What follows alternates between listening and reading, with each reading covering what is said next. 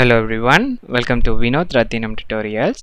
In this video, we are going to learn about Python loop statement. Loop statement means a particular piece of code or a statement needs to be executed multiple number of times. In order to do this, we have two loop commands. One is while loop, another one is for loop. In this video, we are going to see about while loop with some sample program. What is while loop?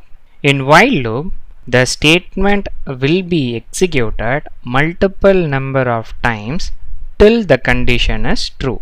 In other words, it will check for the condition. If condition is true, it will execute condition code, and this will be in an iterative process till this condition becomes false. If it is false, it will come out of the loop. The syntax for while loop is while keyword, the condition, colon, then we have to enter the statements. Now we will see with a sample program. The first program is to print the numbers in the ascending order till the mentioned limit. First we have to initialize I equal to 1.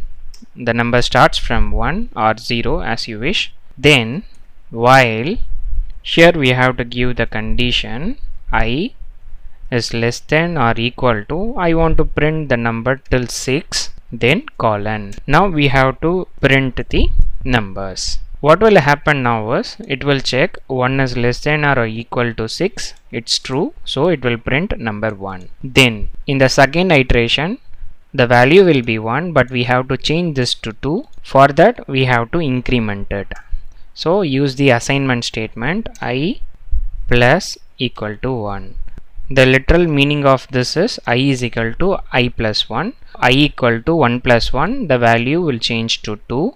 Then 2 is less than or equal to 6. This will be true. Then it will print number 2. And this will keep on continue till the condition becomes false. When the I value is 7, 7 is less than or equal to 6, which is a false statement. So this will come out of the loop. Just adding one more line so that we know the execution is completed. Now we will run and see.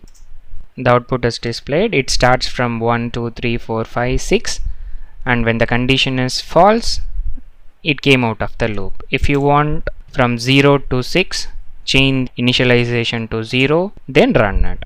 This is how the while loop will work. Hope you got an idea about it. The best thing about Python loop statement is we can add else statement to the while loop also, which is not available any programming language like C or Java. Now we will see how to add the else statement to the while loop. Same program, I'm just copy pasting it.